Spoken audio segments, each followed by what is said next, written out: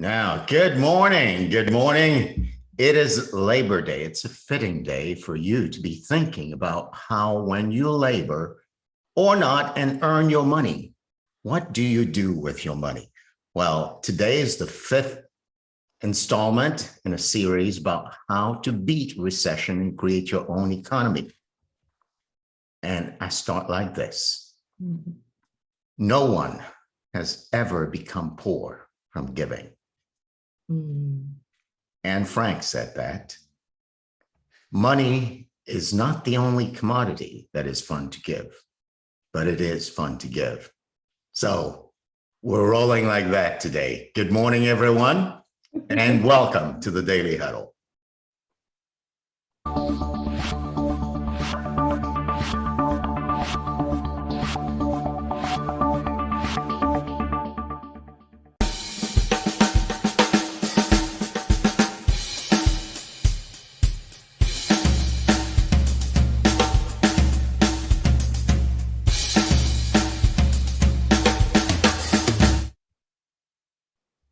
Well, no better way to start your Labor Day, no better way to prep the barbecue, no better way to prep for all the family members coming to visit you and friends than to be here with us on the Daily Huddle. So welcome to the Daily Huddle, whether you're on the West Coast, whether you're in New York, whether you are in Haiti or in the Dominican Republic, and maybe Belize.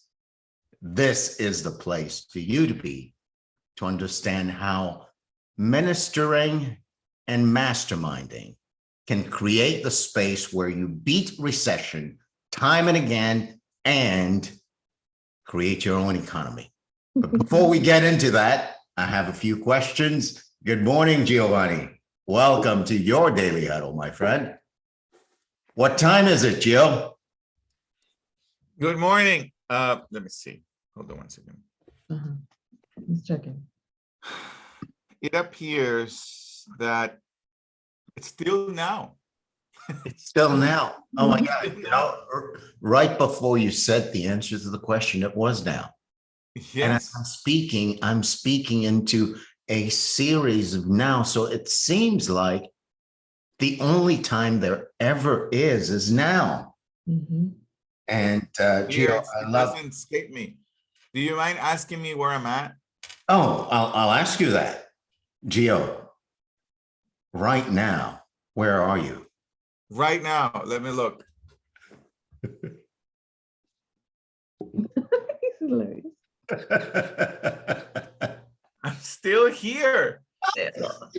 It's mind-boggling, isn't it? You are here right now. And, you know, folks, as you watch the Daily Huddle every day, whether you're watching it live or you're going back through the archive, you'll notice that Giovanni, myself, the hosts, always ask these questions at the beginning. Now, we make fun of it, but it's rather profound to discover, like Giovanni does every time, that you hear, and it's now. But here's the kicker. Dr. Monikah Ogando, how are you? I am the way that I say that I am. And today I'm very excited to join you in our final installment of Money Mondays. Final installment, you know, it's to say the way you are is independent of everything and anything that's going on with you internally or going on outside of you. That's right. So this is the power that the Daily Huddle is inviting you to embrace. The power of being present in the now and inventing yourself. And now we're inviting you to invent your own economy. We're inviting you to invent your own way of being and relating to money such that you beat recession every time, and that you have a powerful relationship with money that leaves you and the people around you empowered. Dr. Monikah, I cannot wait to have this conversation with you. Today is all about masterminding, but first, ministering with your money. When I think about ministering, I think about Well, first, from the church's standpoint, hanging on the word ministering, tithing. Mhm, Give 10% of your money. mhm. And people think about that the way they think about that. And then there is earmark a certain amount of your money to give to good causes, the causes that you care about. Yeah. Now, I have a feeling, though, that when you are referring to ministering, you're going way beyond that. So Way- tell us, what is for you ministering with your money? This is a great volley, right? A great setup, because you're right. On the surface, we have some connotations culturally about what ministering means with our time, with our energy, with our attention, certainly with our money.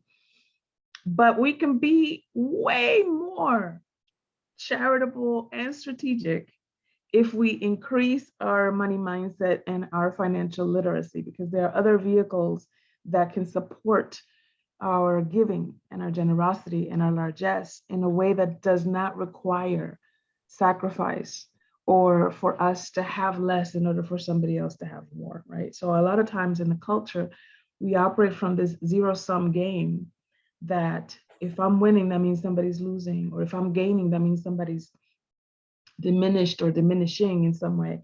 And the concept, the wealth pillar, there's 5 of them. We're talking about the fourth and fifth one today.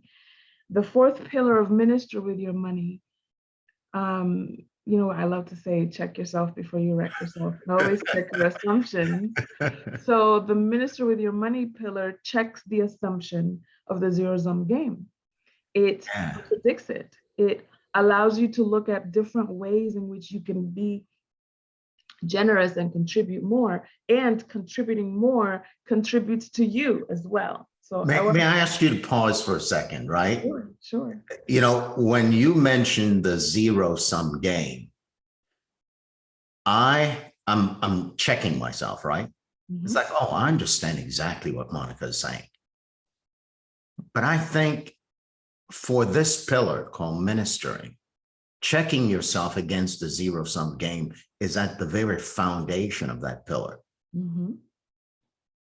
Give people listening and give us an opportunity to really discover that what is the default relationship I have to giving is that in some way, shape, or form, when I give, I actually reduce what I have. Right. And if I don't give, in some way, shape, or form, the universe is going to punish me for not giving. So give us a moment, play with us for a little bit, and get us to really discover our relationship anchored in the zero-sum game. Yeah, that's a great question and a great tee up, because it requires, just now, like this moment of silence that we just had between your question and my answer, that's what it requires of us in our day-to-day life. For example, let's say that a family member asks you to borrow money. And this is the same family member that historically, every time that they have asked to borrow money, they never pay it back. And this time they say, I'm going to pay you back, just like they've said the last 11 times, right? There's a pause that happens in you that says, no, I know I'm not going to get this money back. Do I really want to give this person this money? Because they're saying, lend me. They're saying, loan me this money, but I know it's a gift. I'm never going to see it. Do I want to do that? And then you're tallying up how much money you've already given this person and you're not getting back, and et cetera, et cetera. And you're managing your own resentment.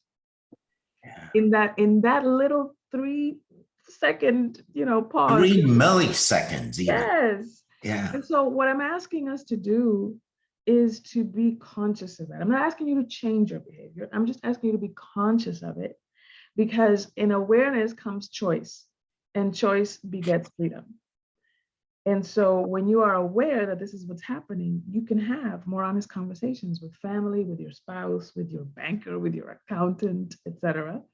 And you can even set up a systematic way to give so that you don't even have to think about it in that way. You've already decided.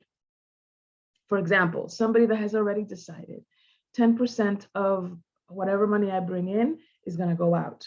to either a charitable organization, a nonprofit organization, or that's going to go in the lend my family money that I'll never see back bucket, right? Or it may be 15% or 20%, whatever you decide.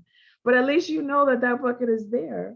And if that bucket has, let's say, $1,000, and your favorite cousin comes to you and says, I need $2,000, you can honestly say, and without any reservation, well, I can give you half, but I don't have $2,000 to give, even though you have another $1,000 in that another bucket, but that's not the bucket that you give out. Make sense what I'm saying? Yeah. So other ways that you can minister with your money in your family, and this is something that we're discussing in my family as well, to create a trust. And I know I'm getting a little bit in the weeds, but let me just explain the strategy and then I'll explain the mindset behind it, okay?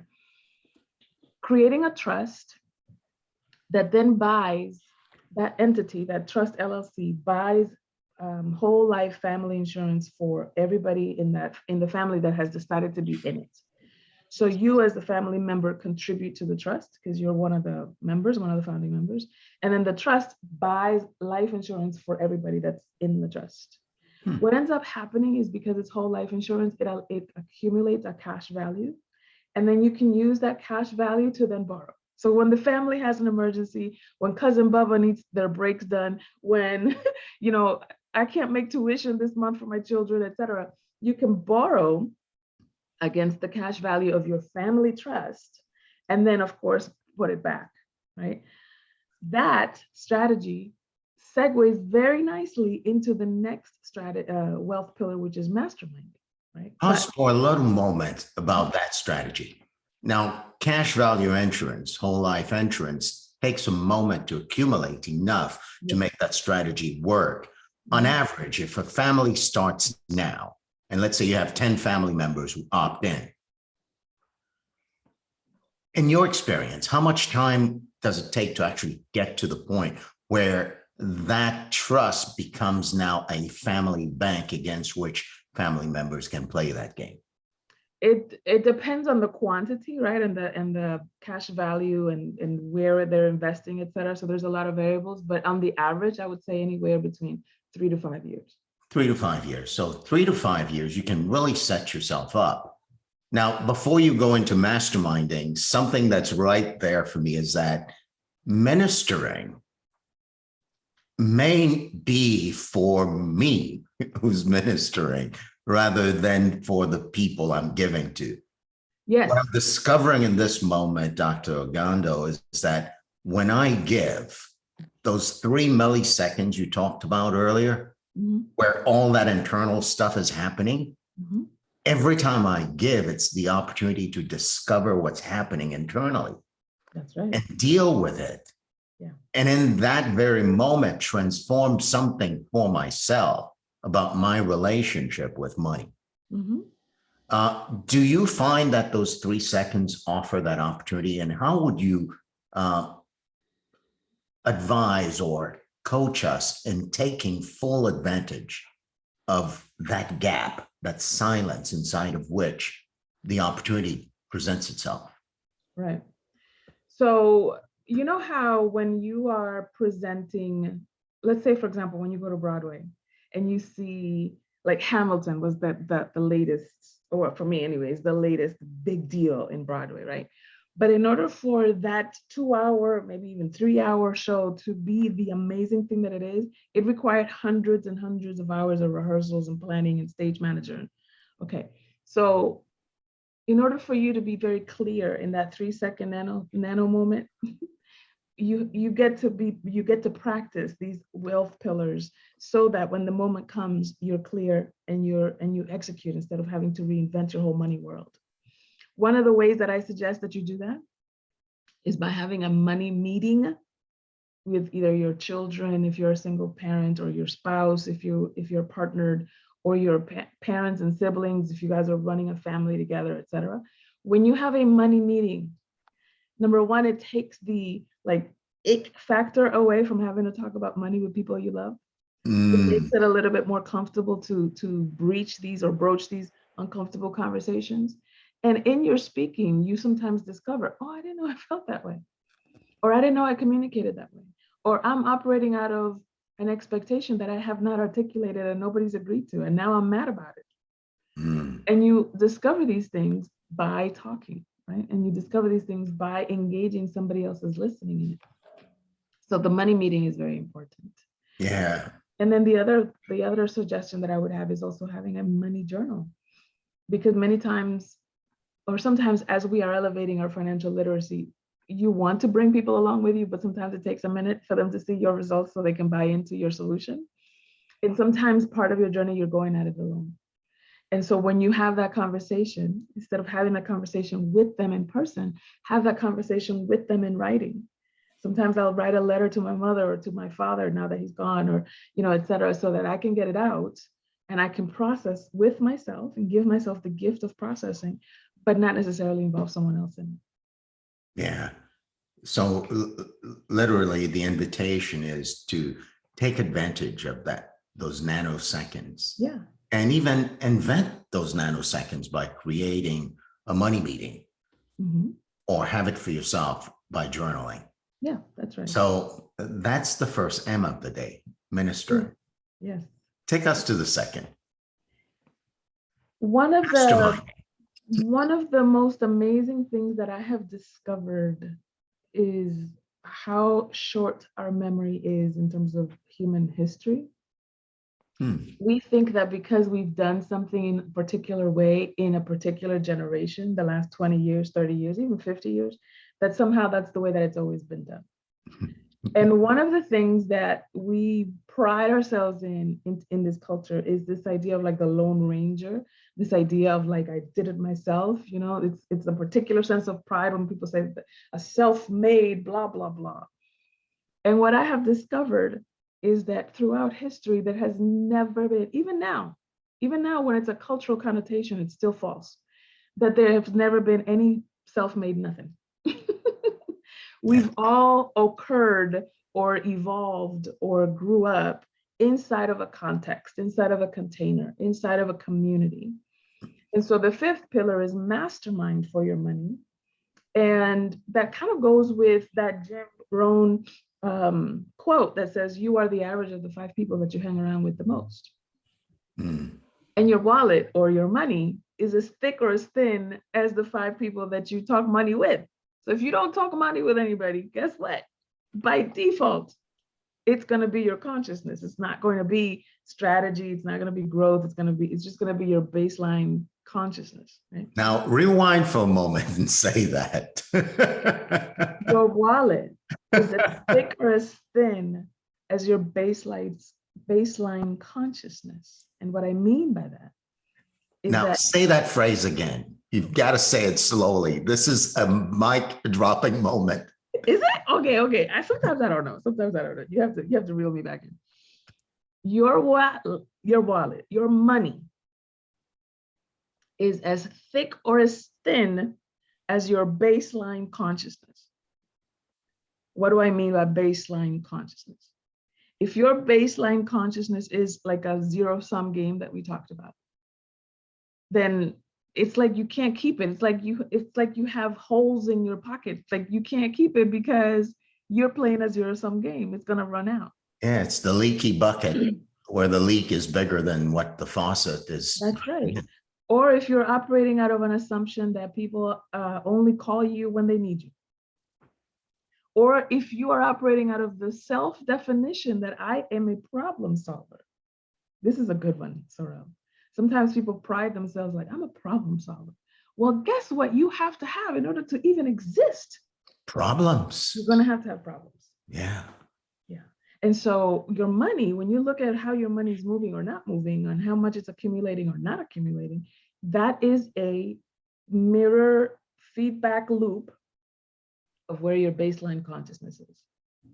And the reason why masterminding for your money is so important is because it creates contrast.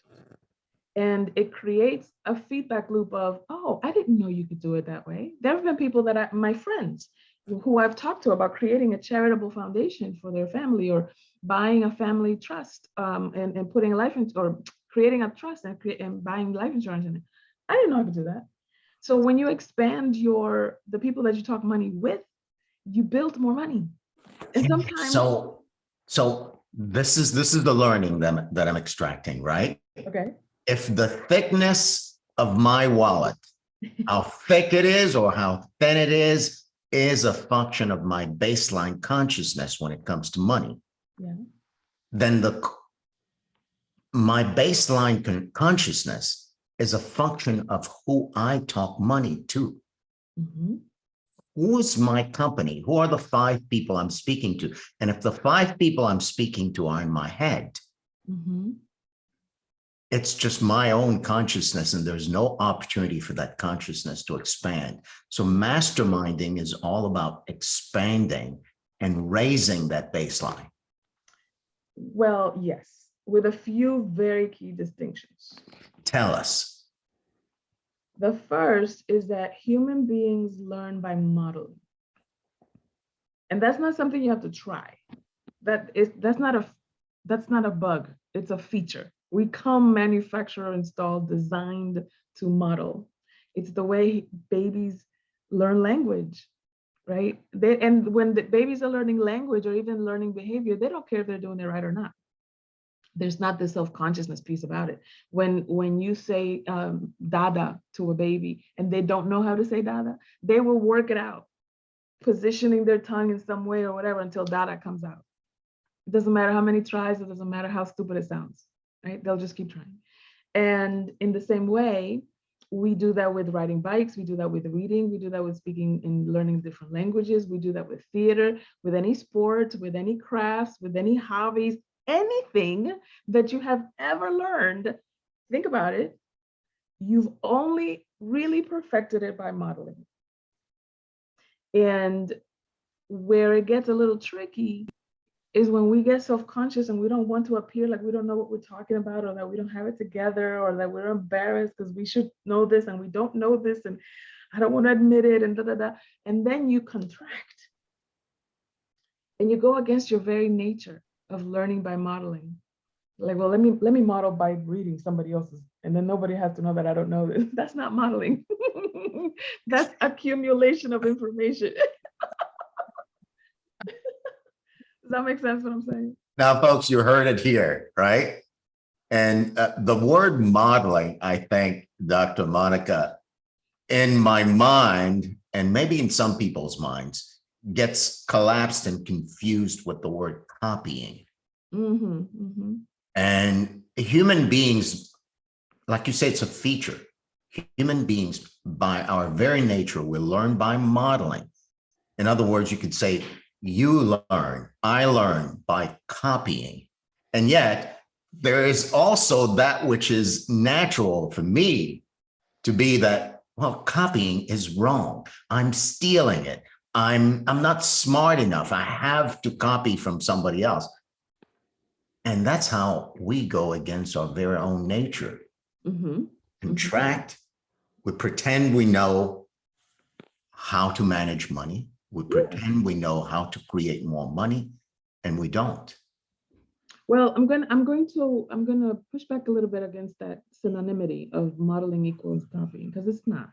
Mm-hmm. I mean, even using the language example, when a baby imitates the words that are coming out of mom's mouth or dada's mouth to say it, it still comes out through your own vocal cords. It still sounds the way your voice sounds. And it still has the inflection that you have in your own voice, right? And so the part about modeling that's so important is that somebody else can then tweak. It's kind of like Tiger Woods being, even the greatest golfer in the world needed somebody to coach them and say, like, not like that, or lift your elbow, or do this a little faster, do this a little slower. So when you're modeling behavior, what's so powerful about masterminding for your money is that somebody else can watch you, can coach you, can keep you accountable, can say, not like this, do it like this, try this. That's why it's important to have accountants and bookkeepers and mentors and so forth, so that somebody else has a different perspective than you. You even know this for yourself, for your own life. If you've lived for more than 2 decades, you know this. And what I mean by that is that the person that you are today remembers what it was like to be you 15 years ago. And that there were certain things that you now know that you didn't know 15 years ago.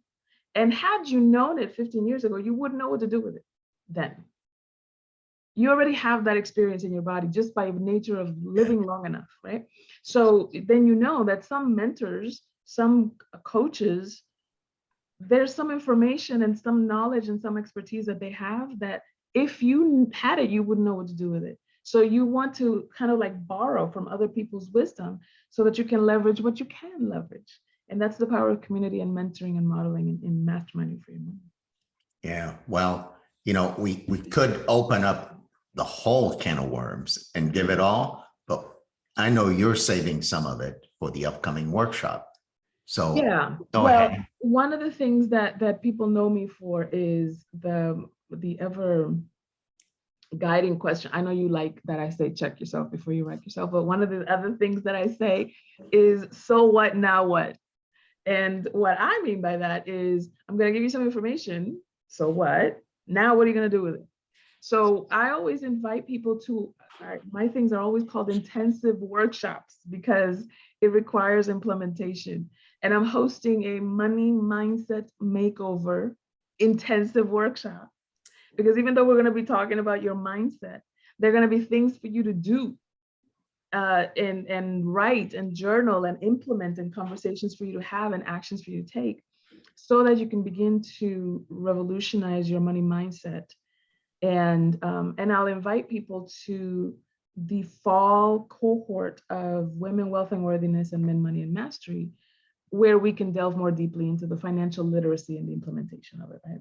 So that workshop, the Money Mindset Makeover Workshop, is happening this week, September 7th, 8th, and 9th, 1 hour a day. So even though it is a 3-day thing, you're not going to have to be in there all day. And you can go to monikahogando.com/workshop in order to sign up, and it is free.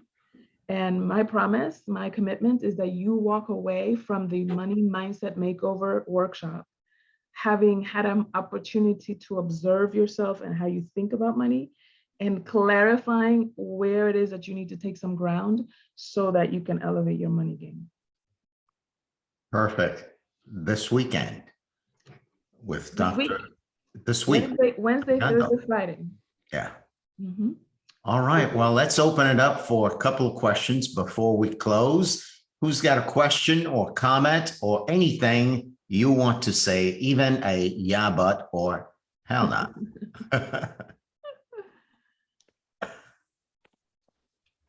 Well, I'll say something. Not quite a question, but just reflection from the conversation rather than a question. I think that one of the things that I'm walking away with today is in this context of check myself before I wreck myself. It's difficult for me to check myself in the best of my ability, if you will, without the right environment. Mm-hmm. What I'm getting is it is truly difficult to have a breakthrough financially, whether it's in how do I manage my money or how I grow my money, by self-reflection. Mm-hmm. Given that what I'm hearing today is absent of having a community that gives me my blind spots, my self-reflection is not really powerful. Well, not complete. Not complete, that would be a better PR. But useless would be my way of saying it. You can learn a lot from self-reflection. It's just, there's more to go. That's great PR, but really is almost useless, given that I can't see my blind spot. That's and true. So I'm really I'm walking away with a real sense of curiosity mm-hmm. for what else is there to learn about money, mm-hmm. rather than I think I know something about money. Yeah. What else is there to grow? Yeah. Mm-hmm. Yeah. Dr. Monikah, I'm walking away with the freedom to now leave money and relate to money for what it is. Money's been taboo for me, and for many people, I think it is. Don't have a money conversation with family members. You'll ruin the relationship. Oh God, don't ever lend money to a friend. You will, if you want that friendship, do not lend them money. So there's a lot of space for creating real freedom that empowers my relationship with money, and that also empowers my relationship with the people I love, and empowers my giving in a way that it doesn't leave me feeling like a martyr or something. Yeah. So thank you. You're welcome. Final words, Dr. Monikah. This has been a phenomenal series, and I can't wait to hear the comments and the testimonials from the people who participate. Yeah, I'm excited about it too. So imagine this is going to be kind of an analogy that I always like. Imagine the book Romeo and Juliet, the play Romeo and Juliet, right? It only ends one way. We already know what happens to Romeo. We already know what happens to Juliet. We know what happens to the Montagues and so forth, right? But if you're Shakespeare, if the pen is in your hand, you get to rewrite whatever history. In fact, you don't even have to write that history. You could write the history of Macbeth. You can write the history of King Lear. You can write the history of what, As You Like It, or whatever other play you want to write. And this is what I'm inviting people to, that instead of traveling down the path of whatever has been assigned to you by society, by your family history, by epigenetics, or whatever the case may be, that you grab the pen in your own hand and you decide how your story will end and how it'll feel as you walk it.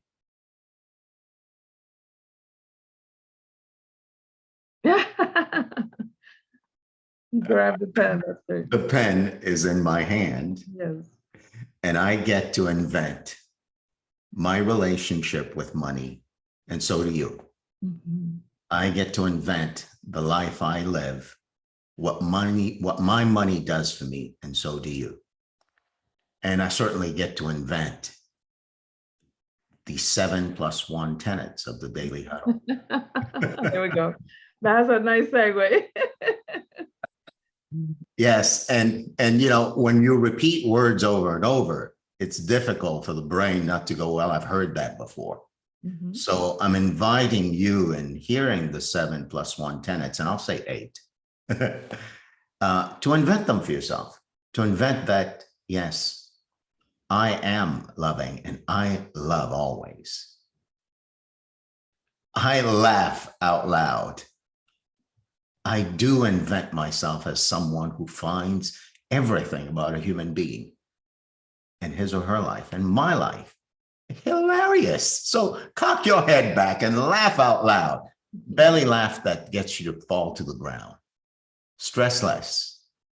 Eat mostly plant-based. And if today is Labor Day and there's something good on the grill, well, hell, grab it, eat it, enjoy it.